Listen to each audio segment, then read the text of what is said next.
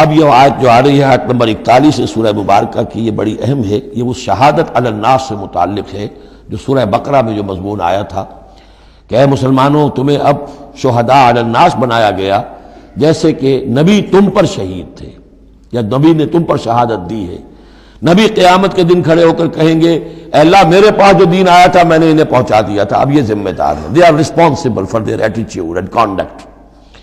تو یہ بات تمہیں کہنی ہے قیامت کے دن کھڑے ہو کے اے اللہ ہم نے اپنے زمانے کے لوگوں تک تیرا دین پہنچا دیا تھا.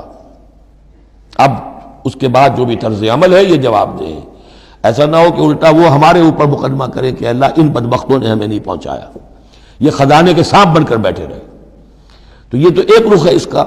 لیکن یہ کہ جس کے ذمے یہ ڈیوٹی لگ گئی ہو، واقعہ یہ ہے کہ اس کے لیے تو ایک بہت بھاری یوں سمجھیے کہ بوجھ ہے اس پر. اب اس کا جو ہے نقشہ کھینچا جا رہا ہے قیامت کے دن کیا ہوگا.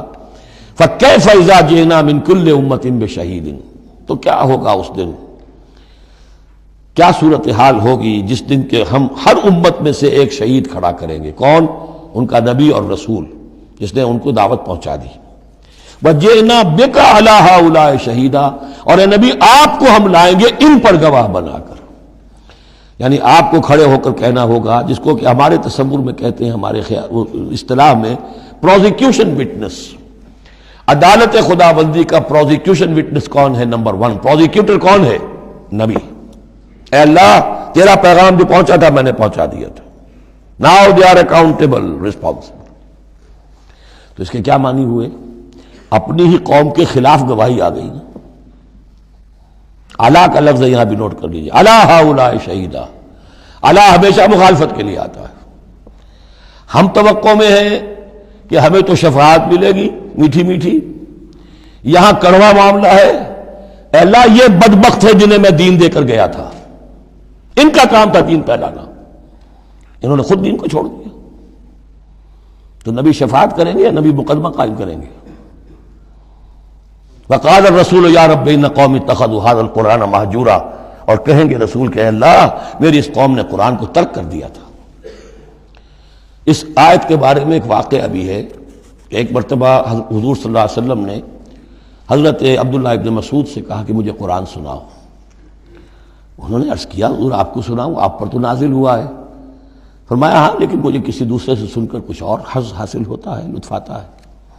سورہ نساء انہوں نے پڑھنی شروع کی، شروع سے لے کے پڑھتے جا رہے ہیں. ظاہر بات ہے کہ حضور بھی سن رہے ہیں، باقی اور صحابہ بھی ہوں گے، اور حضرت عبداللہ ابن مسعود کی گردن نیچی ہے، پڑھ رہے ہیں. جب اس آیت پر پہنچے فَكَيْفَ إِذَا جِئْنَا مِن كُلِّ أُمَّةٍ بِشَهِيدٍ وَجِئْنَا بِكَ عَلَىٰ هَٰؤُلَاءِ شَهِيدًا. تو حضور نے فرمایا حسبک حسبک، بس کرو بس کرو. اور عبداللہ ابن مسعود نے سر اٹھا کر دیکھا تو حضور کی آنکھوں سے آنسوؤں کی لڑیاں چل رہی تھیں. اپنی قوم کے خلاف مجھے گواہی دینی ہوگی. وَجِئْنَا بِكَ عَلَىٰ هَٰؤُلَاءِ شَهِيدًا.